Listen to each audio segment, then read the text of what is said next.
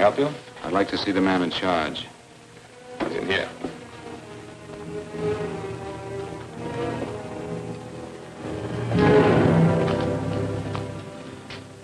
I want to report a murder. Sit down.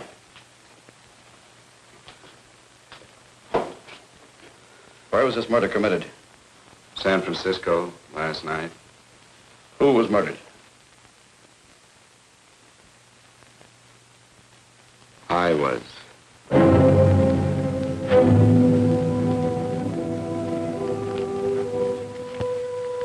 Well, do you want to hear me out or don't you, Captain? I don't have very much time. Your name Bigelow? Frank Bigelow? That's right.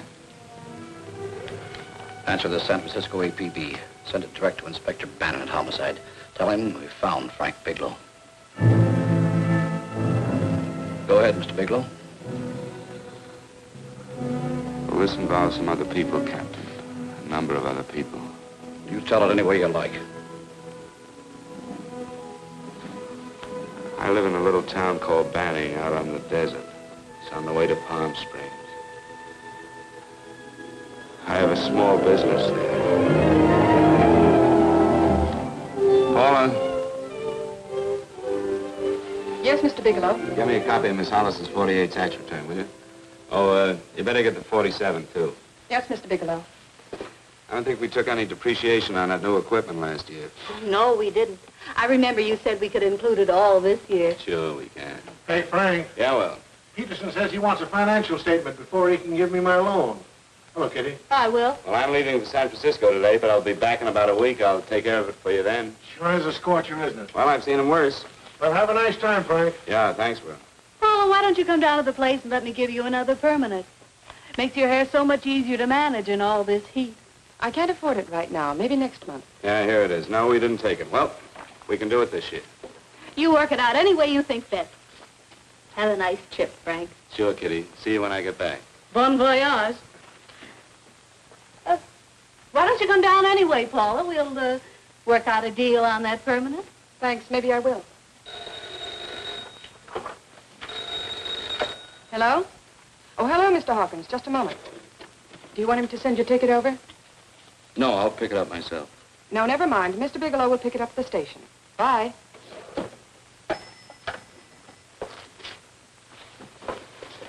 I want to go with you, Frank. Now, Paul, I'm just going on a little vacation. You know that? You want to go without me, don't you? Be gone just a week. And I suppose you just made up your mind to take this little vacation at 9 o'clock this morning? No, Paul, I meant to tell you about it a few days ago. I guess I forgot. Oh, you forgot. Paula, don't be like that. Don't be like what? You just drop a little announcement that you're going away. Not tomorrow or next week or next month, but today. No explanations, nothing. And I'm supposed to swallow the excuse that you need a little vacation. I just want to get away from town for a few days, that's all. Get away from this town or get away from me. Oh, Paula, please try to understand. How can you ask me to understand anything like this? No, I'm sorry, but I don't understand. Go to San Francisco, but don't expect me to be waiting for you when you get back.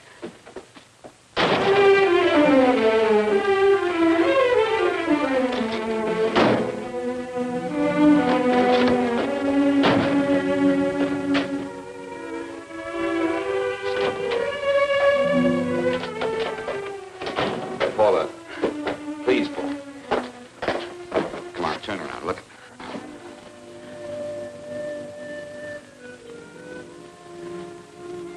Come here. Why do you do this to me, Frank? Why can't you be honest with me? As honest as I am with you? Do you have to go? I have to go, Paula. I know what I'm doing. All right, go. Go anywhere you like. You can go to blazes for all I care. Paula.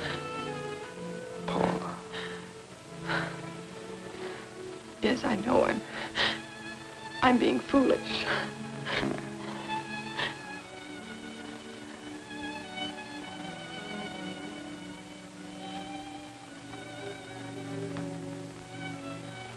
Come on, fix your face. We'll go down to Eddie's and have a drink. All right, why not?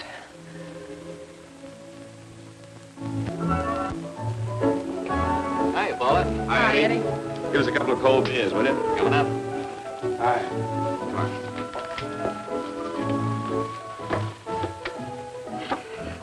relief. This air conditioning feels good. I sure wish we had it in the office. It'd make working a pleasure. Well, if it stays this hot, don't bother going in the rest of the week. I win 2 races today. How many did you lose? Now, you would have to ask that. Kind of early for you two, ain't it? Too hot to work. That's what I like to hear.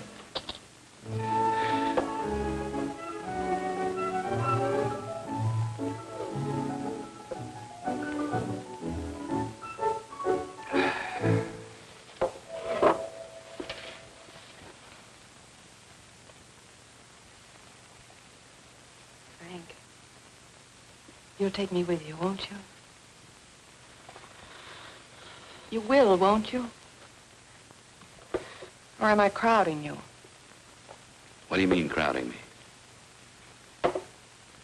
Maybe you do need this week away alone. Maybe we both do.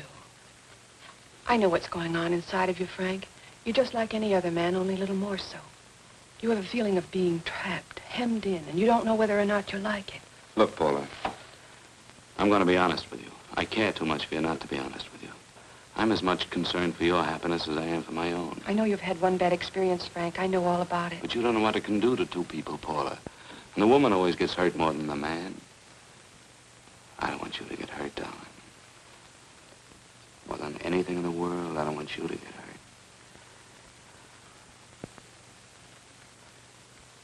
Want to hear some music? All right, Frank. Got a couple of nickels, Eddie? Yeah. This won't bother you, will it? No, next result doesn't come in for half an hour.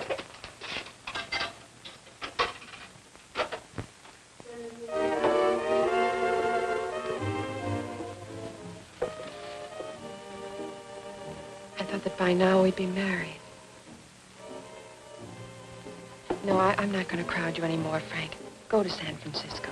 I don't like it, but I'm convinced that you must go. I want you to be very sure, Frank. If it's right, and I believe it is, we'll have something really wonderful together. If it isn't, we should both know it as soon as possible. So you see, even if I could stop you, I wouldn't do it now.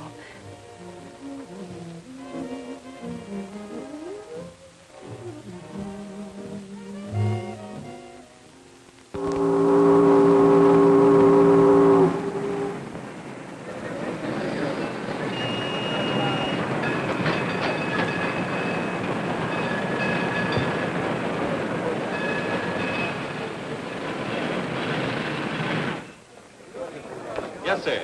My name is Bigelow. I have a reservation. Yes, sir.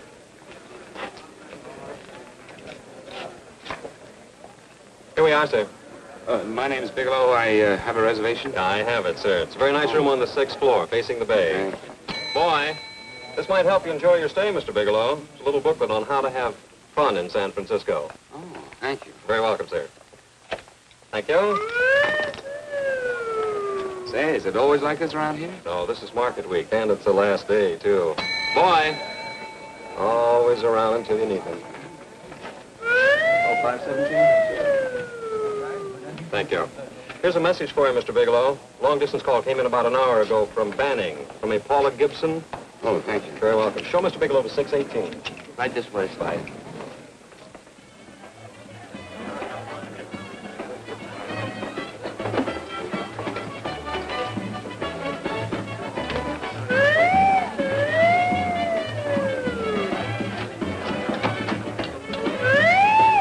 Right this way, Mr. Bigelow.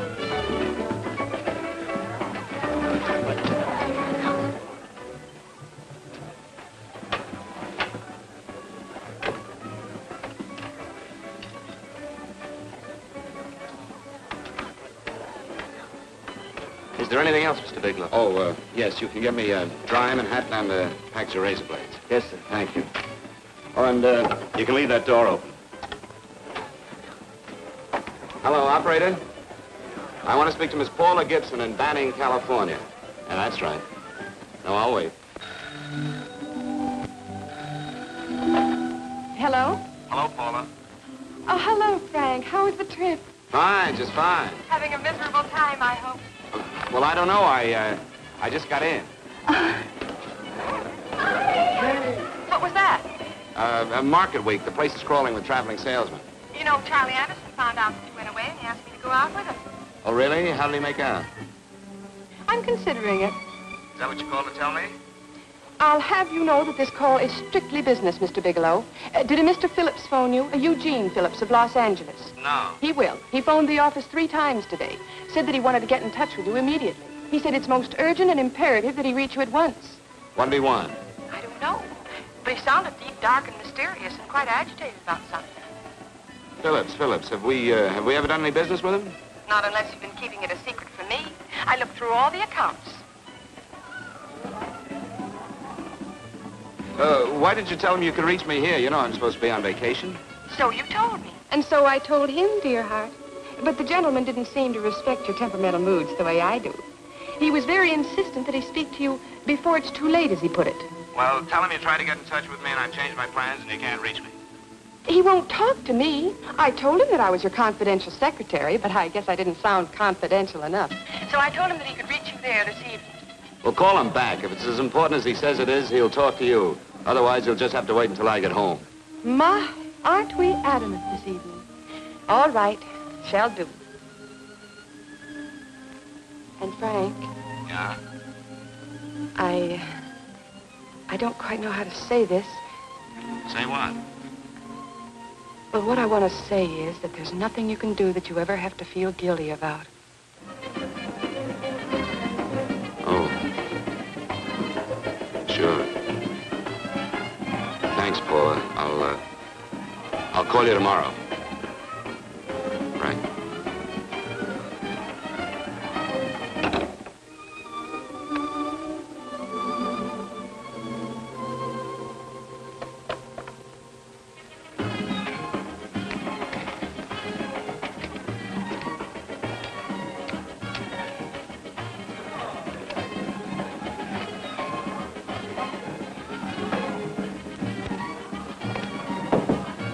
Oh, just put it there, please. You can keep the change. Thanks very much. Say, how long has this been going on? Oh, it's been a madhouse all week, but they check out tomorrow. Oh? I thought you were with them. No, I'm just here on a vacation. Why does everybody come to San Francisco and tear loose? Excuse me. Say, I'm awfully sorry to bother you, but would you mind if I use your telephone? No, go right ahead. I'm just across the hall here. One of the boys is using my phone, and he's been on it for a half hour. I just want to call downstairs. Yeah. Thank you. Room service, please. Hey, things really picked up the last few days, didn't they? You right at much business? Well, I'm not here on business. Oh, hello, room service?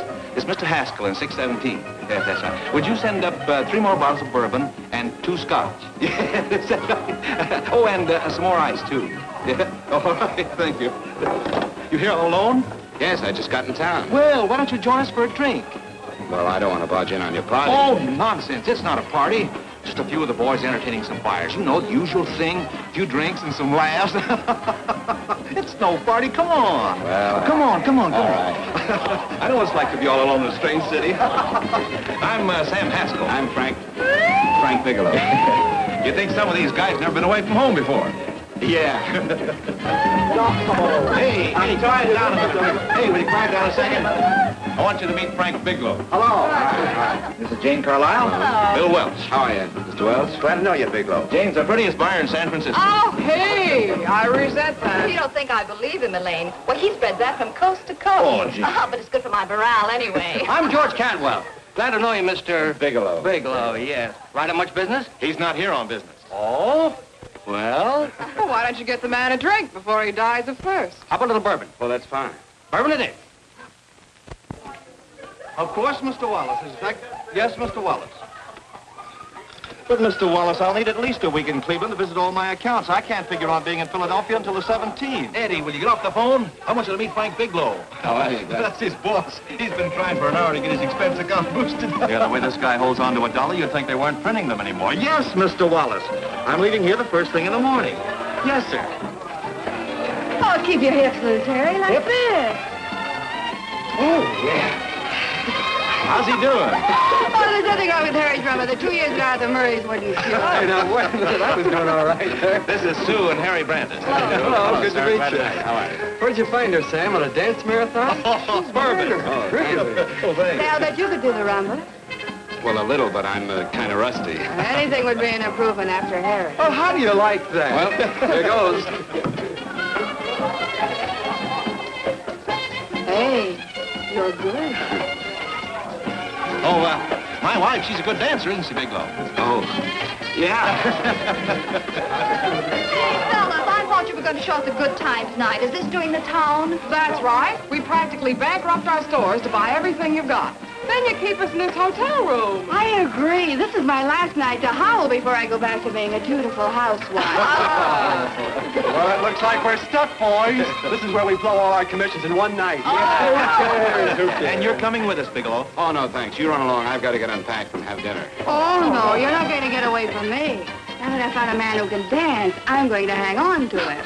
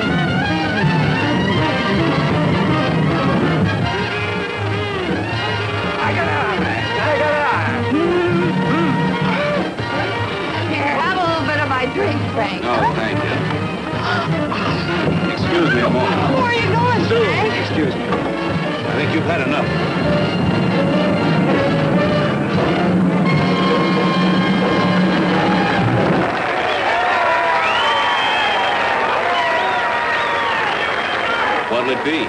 Bourbon and water, no ice. Nice, quiet place you got here. Wait till we hit the pitch in about an hour. That's when they really go out of their minds. Who's the blonde? Oh, she's one of the chicks that hangs around here. She's jive crazy. Come again? Oh, you ain't hip, pal. Jive crazy means that she goes for this stuff. Just between you and me, I don't get it either, but I gotta listen to it. They're all connoisseurs, music lovers. Me, I like Guy Lombardo. What's the matter with him? Oh, he's flipped. The music's driving him crazy. Come down, Jack. Oh, don't buy me, man. I'm being in late. Is the blonde alone? Oh, sure, society. She always comes in alone. Drives a big convertible, wears a mink coat, but knows everybody. But she always comes in alone. Thank you. I wanted to kiss you. I tried to... Give me another blast, Leo. When you... What's your story, Jeannie? Easy.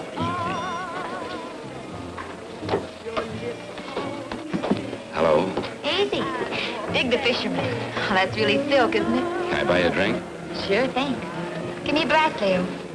Leo, I left my blast at the other end of the bar.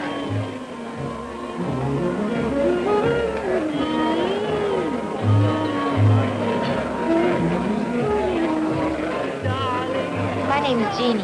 What's yours? Frank? I've never seen you here before, Frank. Well, I've never been here.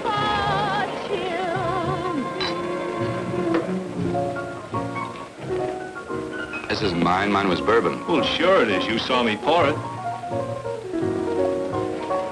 Give me a fresh drink. Anything you say. Oh, listen to that piano. Feel those vibrations. You don't get your kicks out of this, do you? I can live without it. Why do you stay here? I don't know. I bet I know. You're lonely in a big city. Why, you don't have to go into a routine with me. I like good company, too.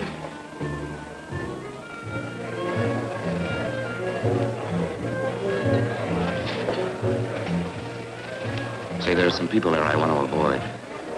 Couldn't we get out of here? Let me think about it. Oh, come on. How about going somewhere else, then? Why don't you meet me later? Okay. Where? I tried to forget you, but you whispered, darling, I love. Call me at that number later. It's my next stop. They've got a band there that'll really send you. See you, Jeannie. Easy.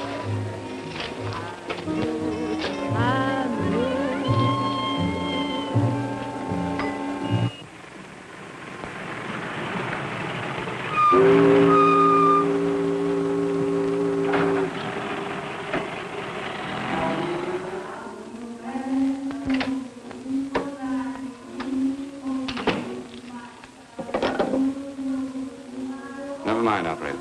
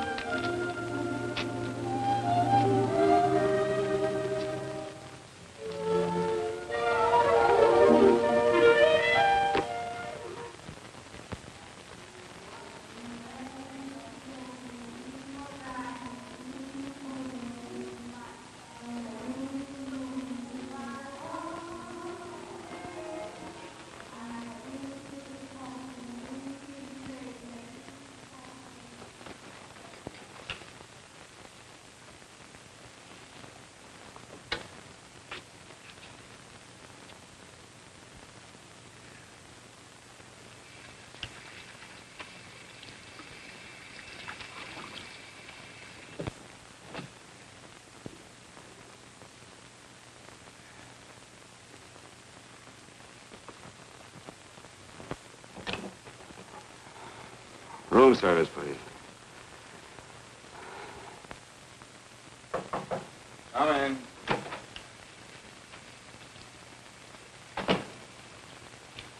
Be right with you, waiter. Yes, sir. Rest well, sir? Yeah, sure. May I? Go ahead.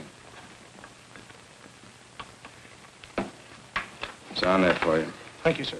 Would you like anything else? Oh, thank you, that's all. Waiter, Yes, sir. take this away.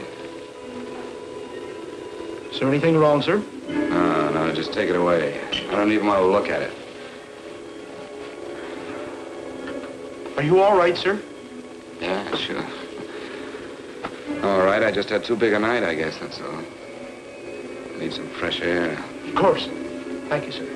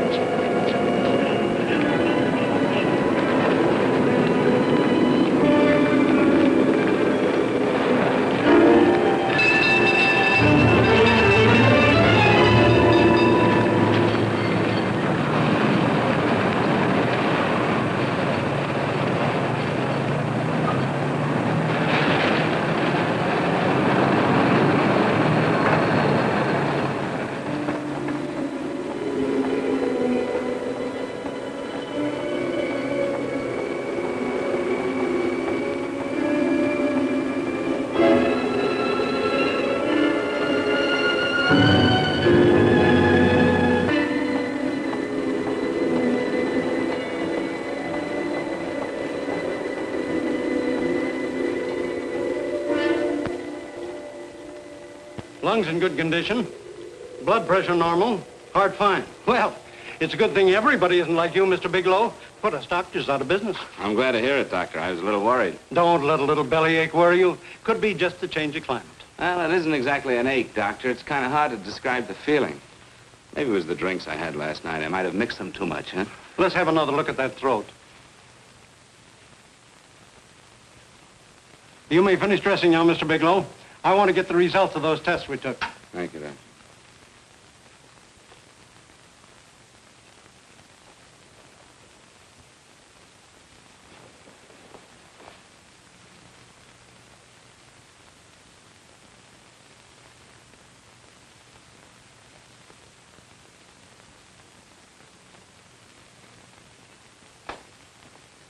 Mr. Bigelow, this is Dr. Schaefer. Hello, Doctor. How are you? Sit down, Mr. Bigelow. According to the information you gave Miss Wilson, you're not married, Mr. Bigelow. That's right. Do you have any relatives, family, anyone in San Francisco? No, no one. I don't know a soul in San Francisco. Where is your home? What is this, Doctor? Why all the questions? You're a very sick man, Mr. Bigelow. Sick? But you told me I was in good shape. Yes, I know.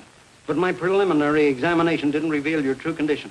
You sound as if it's pretty serious, Doctor. It's extremely serious. I want you to understand that we wouldn't tell you something like this unless we were absolutely certain. Well, of course, of course. You must steel yourself for a shock, Mr. Bigelow. Well, go on, Doctor. What is it you're trying to tell me? Our tests reveal the presence in your body of a luminous toxic matter.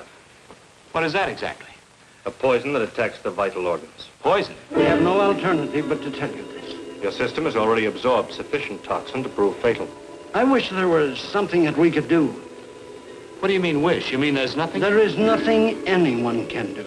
This is one of the few poisons of its type for which there is no antidote. Well, this is fantastic. This is the most ridiculous thing. You don't have very long. What do you mean? A day, possibly a week, 2 weeks at the outside. It's hard to say exactly. Well, this is impossible. I don't believe it. You've made a mistake. That's it. It could be a mistake, couldn't it? You have made a mistake, haven't you? Answer me. Dr. Schaefer is an authority on toxicology. Been no mistake, Mr. Bigelow. Do you realize what you're saying? Well, you're telling me that I'm dead. Do you think you can explain my life away in just a few words? Why, I don't even know who you are. Why should I believe you? You must calm yourself, Mr. Bigelow. We want to offer you every assistance that we've... Assistance? Who wants your assistance? Who wants anything from you? You're nothing but a couple of phonies. Why, I think you're crazy. That's it. You're crazy. The both of you. You're crazy.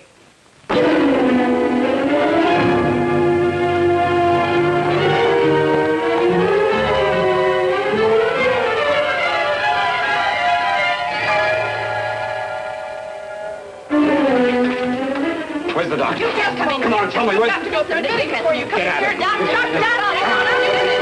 What's the trouble here? What's the matter with you? Doctor, I want you to examine me for luminous poisoning. Come right in here.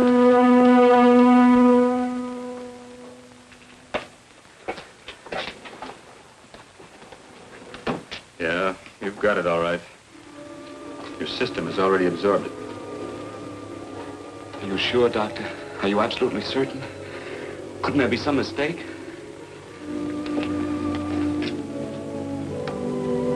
There it is. Toxin is actually luminous in the dark. Now there's no doubt about it, Bigelow. I don't feel sick. My stomach is just a little bit upset. Maybe it's not as bad as you think, Doctor. That's characteristic. With a heavy jolt, you go suddenly in a matter of hours. But if the stuff is taken in a lesser degree, you last a while, and then...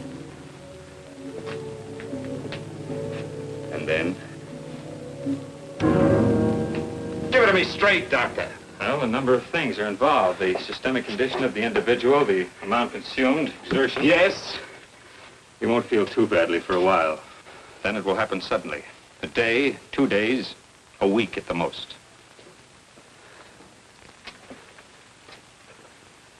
A day. 2 days. There's nothing that can be done now. If it had been caught in time, your stomach could have been washed out. But you've had it in you for some time now. For at least 12 hours, haven't you, Bigelow? I don't know. You don't know? No. Don't you know how you got it? No. This is no accident. Somebody knew how to handle that stuff. That wax is tasteless and odorless. The amount of alcohol in your body, you must have got it in liquor. I was drinking last night. Arrange for your admission to the hospital immediately. Of course, I'll have to notify the police. This is a case for homicide. Homicide? I don't think you fully understand, Bigelow. You've been murdered.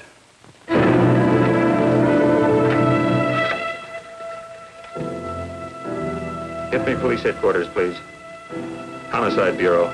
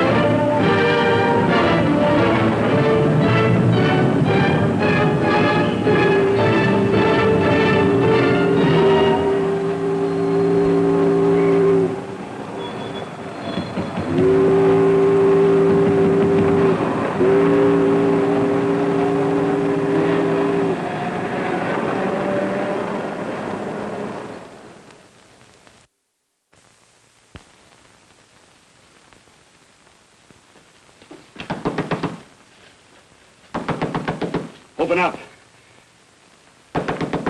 Open this door, I tell you. Open it up or I'll break it down. Where are those men? Where are those men who were here last night? I don't know. There are no men here. Please go away. Don't lie to me. Where are they? Mister, this lady just checked in. Those men aren't here no longer. They checked out the hotel early this morning. Checked out? Please go away. I'm sorry. I'm terribly sorry.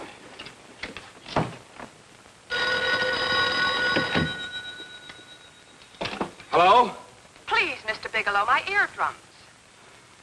Oh, hello, Paula. Your enthusiasm overwhelms me. Why haven't you phoned me, or is there a quota on telephone calls up there? I'm sorry. I've been busy. I'll bet you have. Visiting the museums, no doubt. What's happening up there that's exciting or different? Nothing, not a thing. I'll bet you miss me, but you're too stubborn to admit it. Sure. You know, if you'd like me to come up, I can pack a toothbrush and leave right away. No. Well, you don't have to snap my head off. You could at least make a pretense of missing me. I'm sorry, Paula. Of course I miss you. Listen, Paula, Paula, it's just that I don't feel like talking now. I'll call you later. Don't strain yourself. You phone me sometime when you feel more like talking. Oh, by the way, I called that Mr. Phillips back. Phillips? Yes, you know, the man that tried to reach you. Well, I'm afraid you'll never know why it was so important that he speak to you. His office said he died yesterday. Frank, are you there? Did you hear me? Died? When? Yesterday. So you won't have to bother your little head about him anymore. You can just go ahead and have fun. Paula, what did he die from? Do you know? I suppose he died from whatever people usually die from. Well, didn't they tell you? Don't you know? What are you getting so excited about? You said you didn't even know the man. Listen, where's his office located? What difference does it make? You can't talk to him now. I told you the man's dead. Paula, will you stop talking so much and tell me where his office is? All right. It's the Phillips Importing and Exporting Company, Bradbury Building, Los Angeles. Bradbury Building, Los Angeles. That's right. Say, this is really a switch. Listen, if you want to reach me, I'll be in Los Angeles. Are you out of your mind? I'm sorry, Paula. I've got to hurry. Wait a minute. Where in Los Angeles? The Allison Hotel. Goodbye, Paula.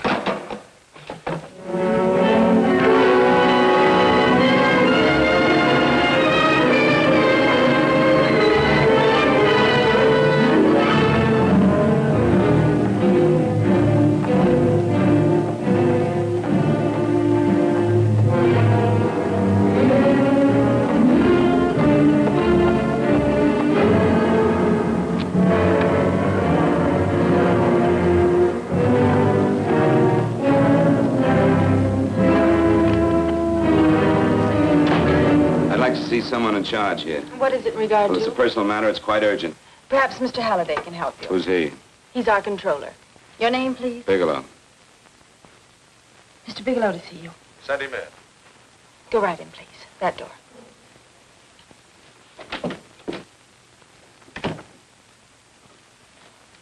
Mr. Bigelow? How are you, Mr. Halliday? What can I do for you? Well, Mr. Phillips phoned my office several times yesterday. I'd like to find out what it's all about. You know Mr. Phillips died yesterday? Yes, I know. Well, I don't understand. If he phoned you, didn't he tell you what it was about? Well, he didn't speak to me. I wasn't in my office at the time, and he wouldn't tell my secretary. Well, I'm afraid I can't be of much help, Mr. Bigelow. I've no idea why Mr. Phillips tried to reach you. I'm sorry you had to make the trip for nothing. How do you know I made a trip? I didn't say anything about making a trip. I merely said he phoned my office. My office could be here in Los Angeles. Miss Foster, Yes? didn't you mention something yesterday about Mr. Phillips speaking with Mr. Bigelow in San Francisco? I said that he had phoned Mr. Bigelow's office in Banning, but that Mr. Bigelow was staying at the St. Francis Hotel in San Francisco. I'm sorry you misunderstood me. Do you know why Mr. Phillips called? No, I don't. All right, thank you, Miss Foster. You can understand that we've been somewhat upset around here. Now, if you don't mind,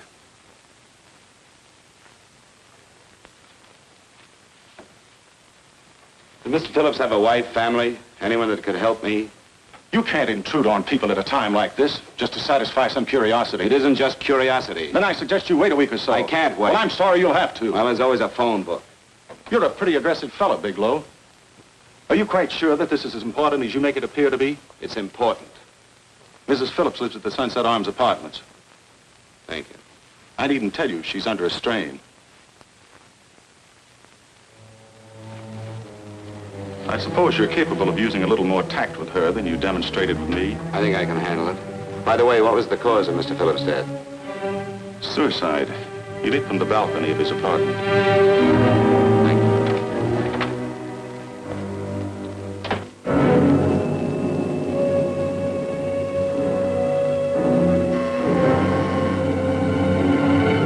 Come in, Mr. Bigelow.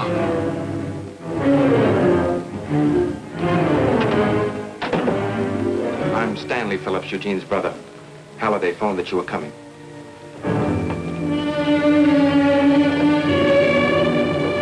This is my sister-in-law, Mrs. Phillips. I'll try to make this as brief as possible, Mrs. Phillips.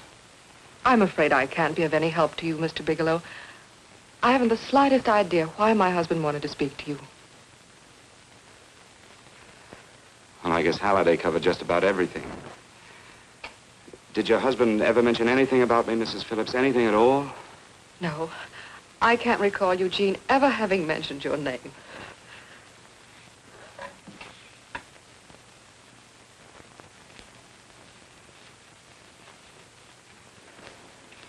I hate to ask you this, Mrs. Phillips, but it's of vital importance to me. Do you know why your husband committed suicide? Oh. You're certainly not the most diplomatic person in the world, are you, Bigelow? Were you a friend of my brother's? I never met him.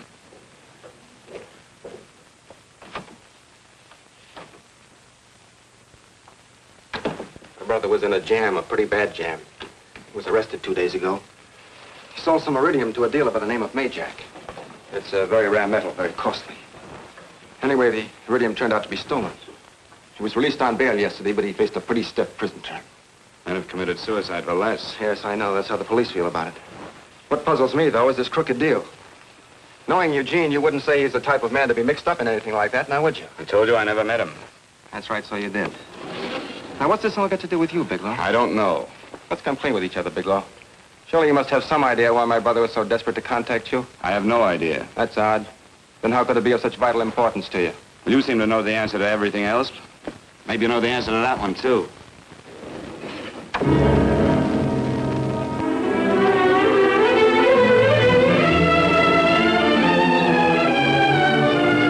There's a message here for you to call operator 82 at Fanning. Oh, thank you. Show Mr. Bigelow to room 821. Say, would you have the operator put this call through to my room right away? I'll take it up there. Thank you. Hello, operator. Here you are. I'll call you if I need anything. Thank you, sir. Hello, Paula? Well, Sinbad, I'd just about given you up for lost. Do you mind telling me just why you rushed down to Los Angeles? I can't explain it to you just now, Paula. I just can't explain it. What's going on, Frank? You don't even sound like yourself. Well, I'm just a little tired, Paula, that's all. But I miss you. Oh, Frank. I can't tell you how good it is to hear you say that. And here I was worrying that I'd lost my charm. When are you coming home, Frank? Soon, Paula. I'll be home soon. I'll go right out and get myself a permanent so I'll be pretty when you see me. Hey, guess what? I found that Phillips name in your notarial ledger. Notarial ledger? Yes, of all places. I remember now I made the entry myself. You had notarized a paper one morning before I came to work. What kind of paper was it? A bill of sale for a George Reynolds made out to Eugene Phillips of Los Angeles. So you see, I was right. We hadn't done any business with Phillips, only indirectly. What was the bill of sale for? A shipment of iridium, whatever that is. Iridium? You mentioned at the time that this fellow Reynolds had made some kind of a deal in Palm Springs, and he stopped in your office early in the morning on his way north to have it notarized. Wait a minute. Wait a minute, George Reynolds. That was about 6 months ago, wasn't it? That's right, 6 months ago. Thanks, Paul. Oh, goodbye. Goodbye. Hello, operator. Get that number back for me.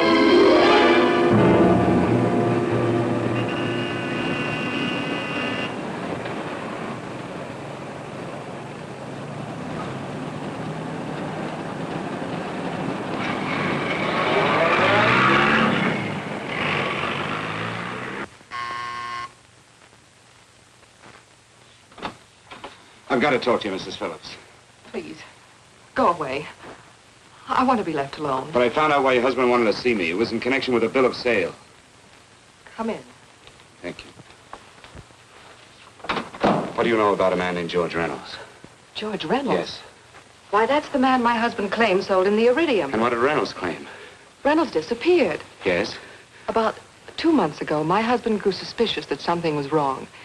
Since then, he tried in every way to locate Reynolds, but could find no trace of him. But I don't get it. Your husband could have proved he made a legitimate deal by showing the bill of sale he got from Reynolds. Then there was a bill of sale? Yes, of course there was. Oh, my husband swore there was, but at the time of his arrest, he couldn't find it. It was mysteriously missing. Well, then, if your husband could have shown proof, it would have been George Reynolds who would have faced the prison term.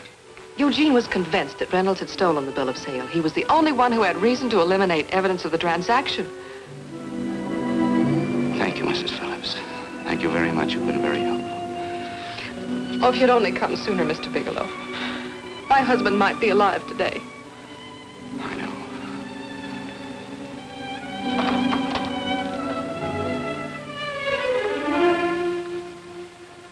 The only thing that puzzles me, Miss Phillips, is that you haven't asked how I knew there was a bill of sale.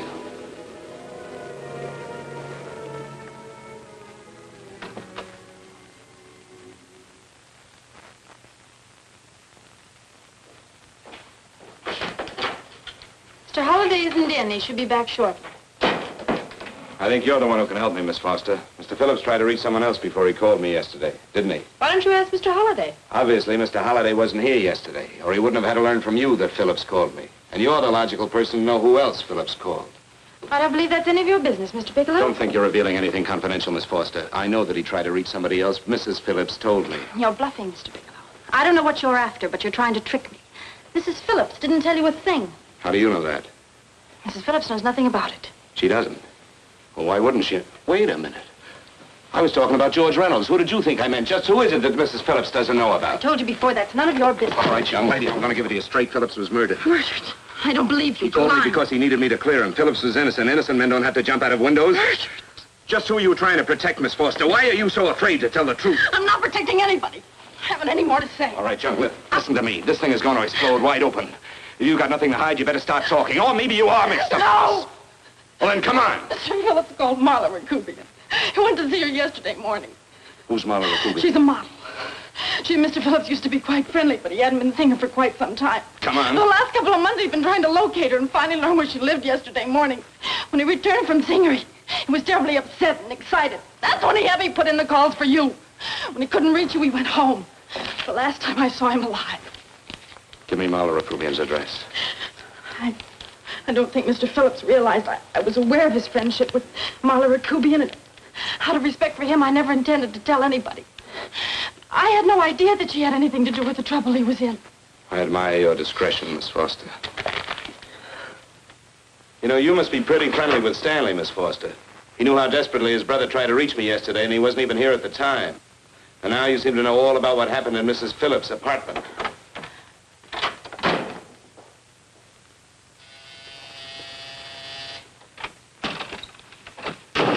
Miss Rakubian? Yes? What do you want? Get out of here or I'll call the Go police. ahead, call him. Oh, go ahead, call him. Going on a trip, huh? Yes, going away for the weekend. Sailing for Buenos Aires tomorrow, some weekend. I'll send you a postcard. Now get out of here. Who are you going with, George Reynolds?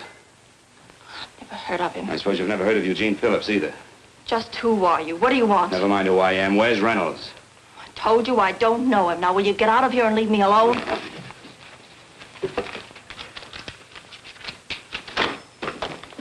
So you never heard of George Reynolds, huh? And don't try to tell me that this isn't him because I've seen him. If you think you can scare me, you're crazy. Look, I know that Phillips came here yesterday. And right after he left, he was pushed out of a 6-story window. Pushed? Phillips committed suicide. Your playmate Reynolds murdered Phillips. Then he went up to San Francisco to get me. Because I knew about a certain bill of sale. I don't know what you're talking about. You're in this right up to your pretty little neck. I'm not mixed up in anything. Get your hands up. Drop that picture on the couch. Turn around. Don't get any ideas because I'm not afraid to use this. Give me your wallet.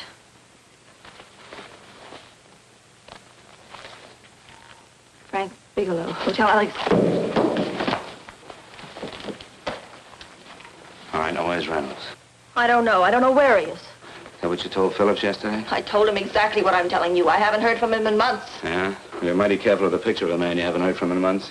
What does the Ray stand for? It was a pet name. Do you mind? Oh, it sounds very cozy, Miss Rakubian. You and Reynolds call each other pet names while you make a sucker out of Phillips. Phillips made the deal because he wanted it. Yeah? I'll bet you weren't above using what it takes to help make him want it. Who's paying for this trip? I am. Really? A first-class trip to Buenos Aires on a model salary. Don't make me laugh. Since you and Reynolds aren't seeing each other anymore, you don't mind if I keep this to you. If I were a man, I'd punch your dirty face in. You know, I really believe you would. Oh, I almost forgot. Your tickets. Don't be surprised if I'm there to see you off.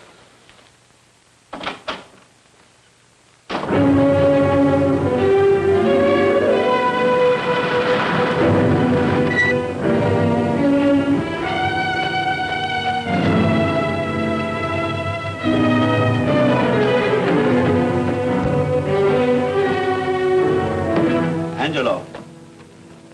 Angelo! Oh, Angelo. Do you remember taking this picture of George Reynolds? I take so many pictures, I can't remember them all. This gentleman is a friend of his and would like his address. We have no card on him. I don't think we ought to do that. He's willing to pay $20 for it. That's the paper we used last year. Of course, you understand we usually don't give out the information about our clients. I know, you're a couple of high-class fellas. Thank you. Revealing anything confidential is against the ethics of our establishment. That's right. Honesty is the best policy. Of course. But in your case, inasmuch as you're a personal friend of Mr. Reynolds... Thanks. I knew you'd come through. Got it? Here it is. We don't have his address. He must have called for the picture. But he couldn't have been a very good friend of yours, mister, because his name is not George Reynolds. It isn't? Well, what is it? It's a... Huh? Oh. Here. It's Raymond Rakubian. Rakubian? What's so unusual about that? The picture's signed Ray, isn't it? Yeah. Yeah.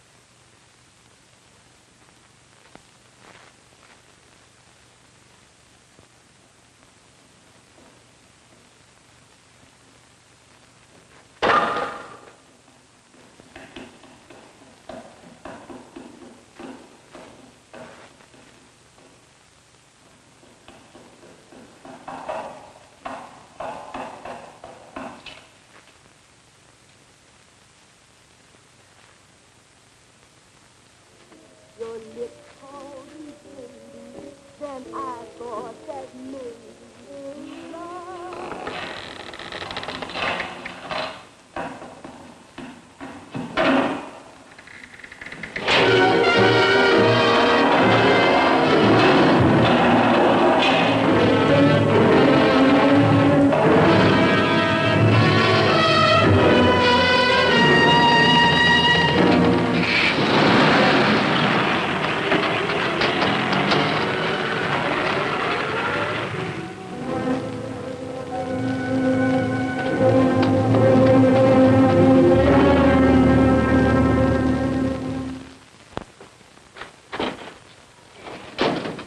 Bigelow, are you all right?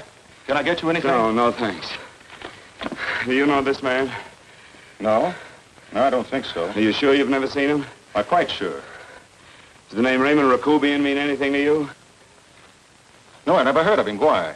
He also uses the name George Reynolds. This is Reynolds? That's right. Well, where can we find him? That's what I want to know. Tell me something, Halliday. You're the controller here. How come you didn't know about that bill of sale? Phillips made that deal before I came to work here. Yeah, but you still keep records, don't you? For some reason, which is none of my business, Phillips preferred to keep that among his personal papers. Now, does that answer your question? You came in here today asking for some information that you needed, and I tried to be as cooperative as I could. But now you're beginning to annoy me. So get out before I throw you out.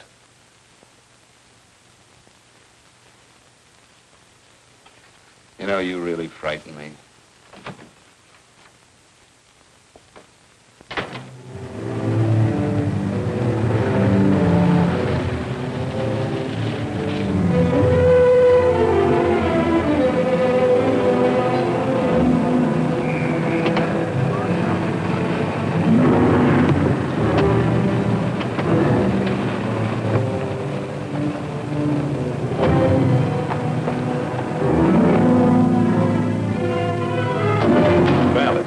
you showed up, Bigelow. Go ahead, Dave.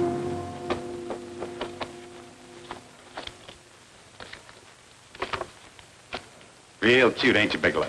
Just real cute. Paula didn't lose much time getting a hold of you guys, did she? Shut up. Let's go, Bigelow. Look at him. He can't take it. Soft in the belly. You do that again and I'll kick your face. Lay off, Chester. Cut it out. Shut up! Who asked you? Better let him answer. The clerk might know he's in. Go ahead, Bigelow.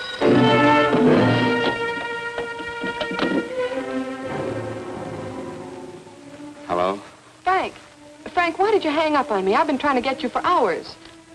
I'm sorry, Paula. I was in a hurry. Well, don't be in such a hurry this time. You didn't give me a chance to finish what I had to say. What's the name? I wanted to tell you that McGowan was in hollering his head off because you didn't go over the books. Tell McGowan to get another auditor. Sure. Sure, I'll just do that little thing and lose the best paying account we've got. Do as I tell you, Paula. Frank, are you drunk? Paula, how much we got in the bank? About $2,200. Draw it out tomorrow. Sure. Then what do? Skip town without paying our bills? Forget the bills. You know that coat you always wanted? Buy it. You are drunk. You know, if I didn't have such a good character, I'd be tempted to take advantage of your intoxicated state, Mr. Bigelow. I'm not drunk, Paula. Well, then don't tell me that one day away from me can affect you this way. Cut it short. Paula, Yes? I'm sorry I left you. I never realized how much I love you. But I know it now.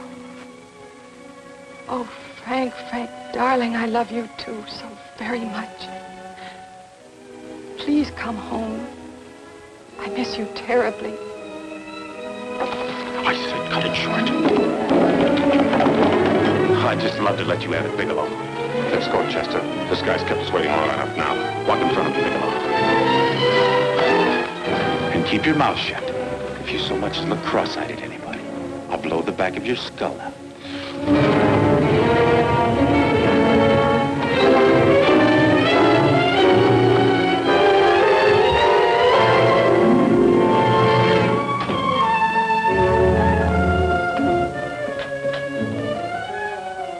This Bigelow's real cute.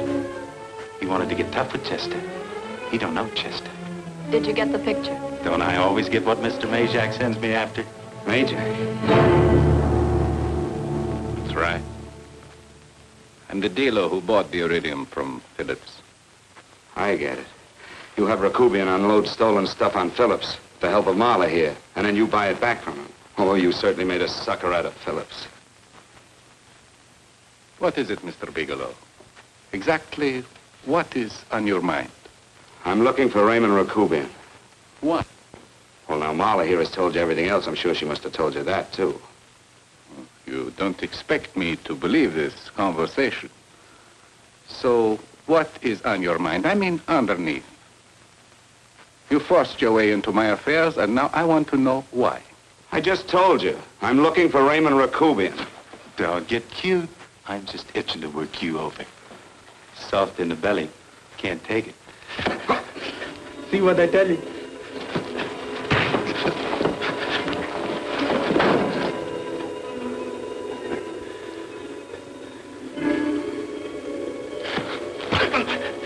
Can't do that to Chester. I'm gonna blow your guts out. Easy. Lay off, Chester, not now. Look at him. He's so scared of Chester, he'd talk now. He's not afraid, Chester. You can tell from a man's eyes when he is afraid. Look at his eyes.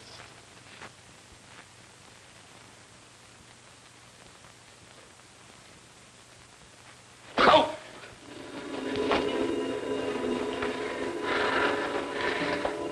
I'm telling you, Majak, you better keep him away from me or he's really going to have to use that gun. Go away, Chester, please. Do what I tell you, my boy. Please. And help Dave.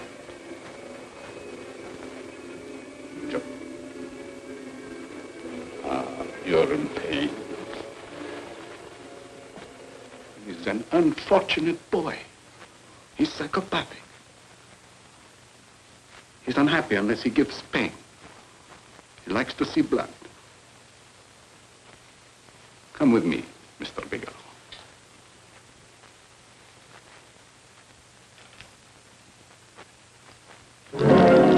Raymond Rakubian was my nephew. He could not possibly have tried to kill you. He's been dead 5 months.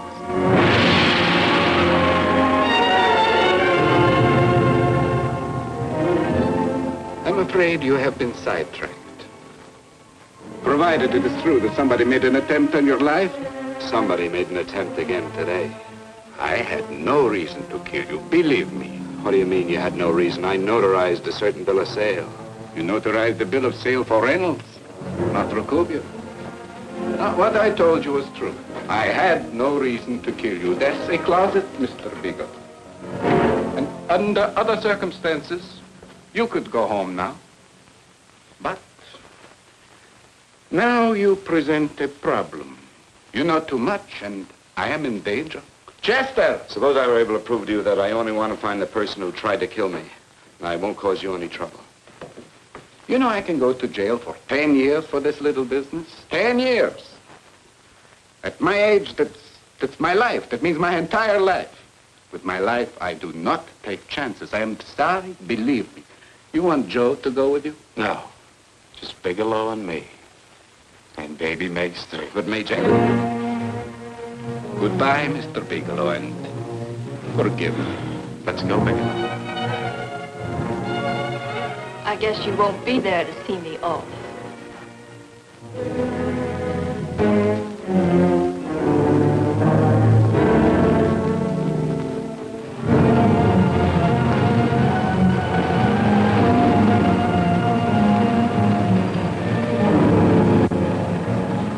Tried to make a boob out of me in front of Major. Shouldn't have done that, Bigelow. I don't like that. I'm going to enjoy this, Bigelow. I've done jobs like this before. I knocked off guys I could like. But I don't like you, Bigelow. I never liked that puss of yours from the minute I seen it. Yeah.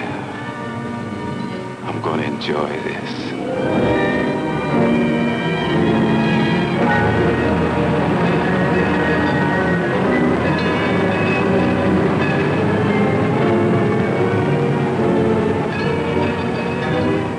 Ain't scared yet, are you, Bigelow? But you'll be scared. Good and scared. I think I'll give it to you in the belly. You don't like it in the belly?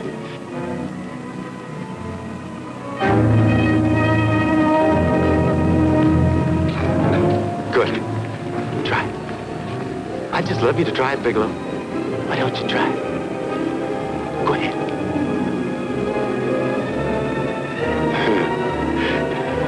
Didn't have the nerve, did you, Bigelow? Yeah. I think I'll give it to you right in the belly.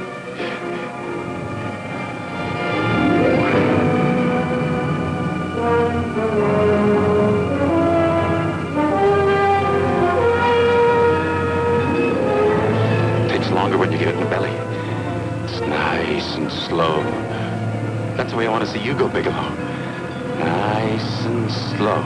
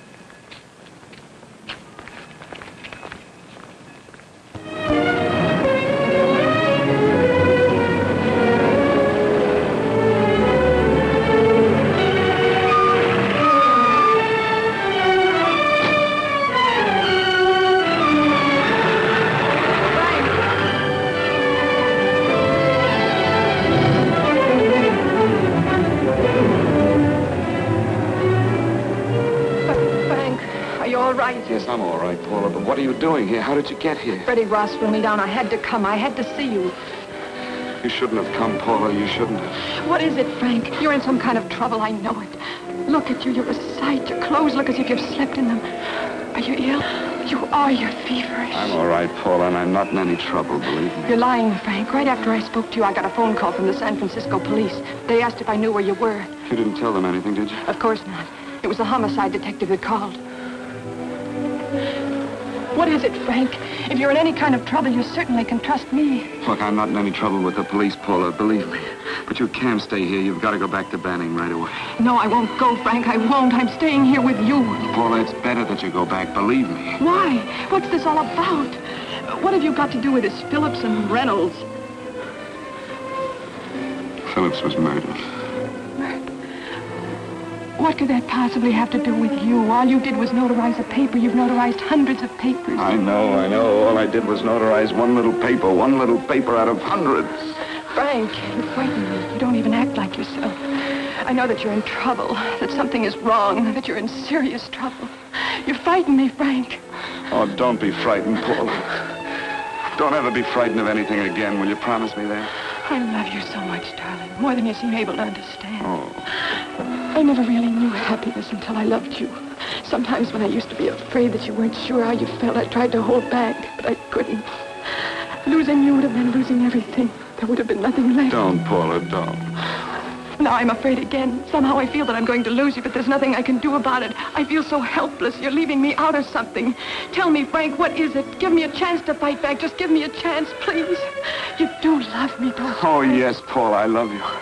I never was more certain of anything in my life. I wasn't sure before. I was a little blind, I guess, but believe me, I'm sure now. Can you understand that, Paula? I understand. A man can be like that, Paula. Something has to happen. It can be a big thing or a little thing, but it can make him realize how much someone means to him, how much he really loves her. Oh, and I love you, Paula. More than I ever thought it possible to love anyone in the world, I love you. Then why won't you tell me about this trouble you're in? Why won't you try to let me help you? You can't help me, Paula. You don't want my help. Oh, Paula, there's nothing you can do. Will you believe me? So will you please go home, please? No, Frank. I won't go. I know you're in trouble. I can't leave you like this. All right, Paula, look, wait for me in the lobby of the hotel, and I'll be back for you soon, I promise. You promise? You're yes, sure? Paula, I promise. Is that a new outfit? Yes. Oh, it's beautiful.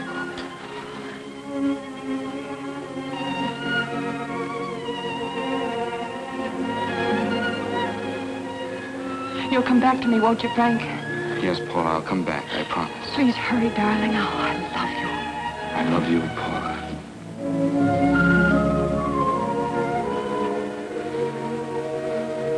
Goodbye, Paula.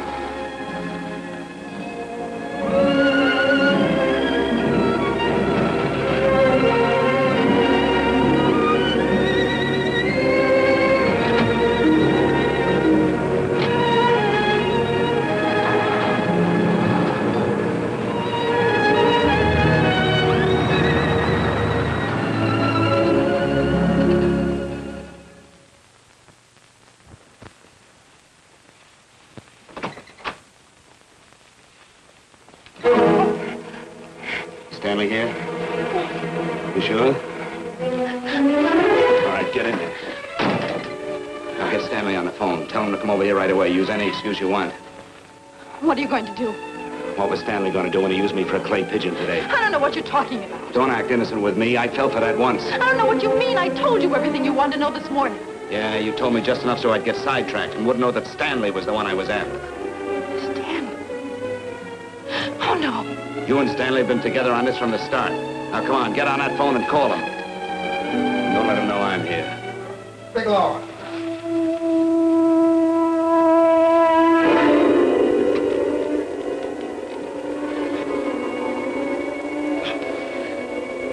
You've been sidetracked, all right. But it was the poor bereaved little widow who did it.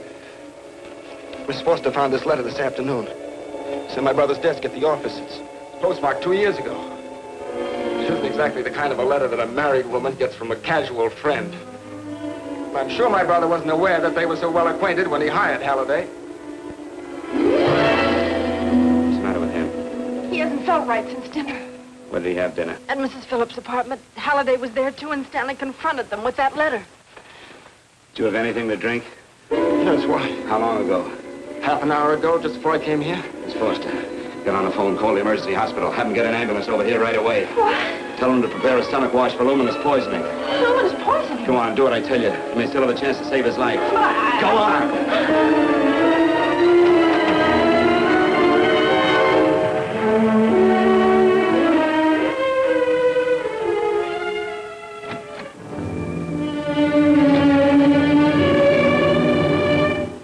I found George Reynolds, Mrs. Phillips.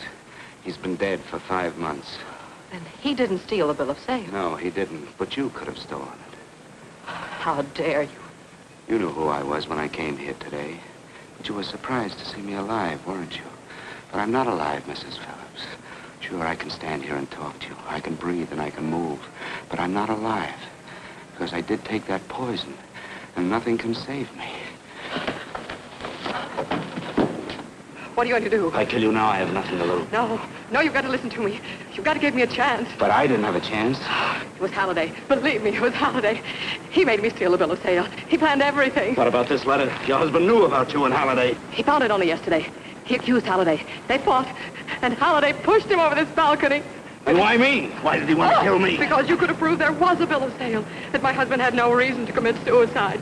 Halliday was desperate. After he killed my husband, he found out about the phone calls to you. He thought you spoke to him, that you knew enough to involve him.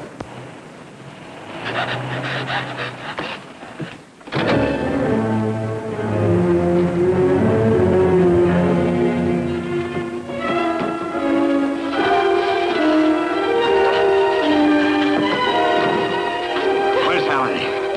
Where is he? He's in the office. This time you don't warn him.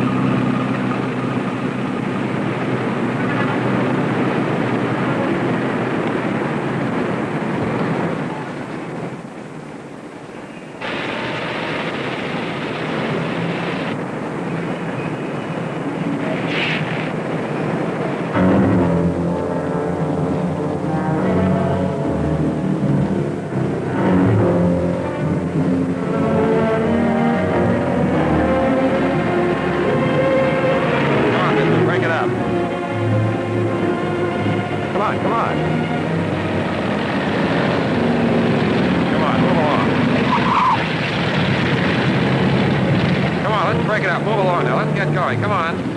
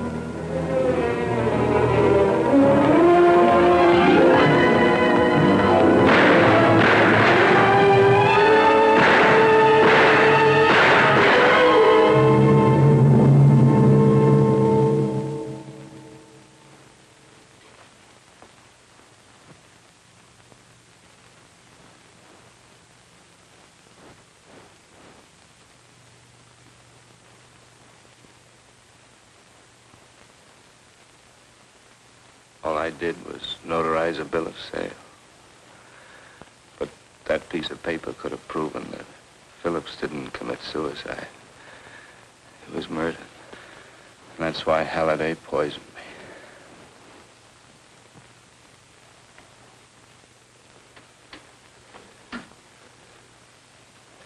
Would you?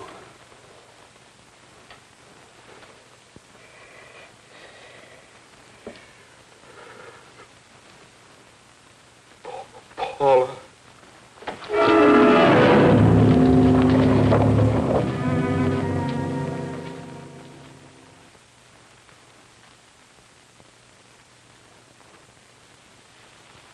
Call the morgue.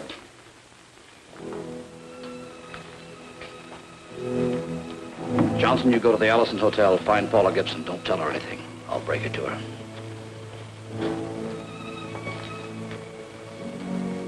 How shall I make out the report on him, Captain? Better make it dead on arrival.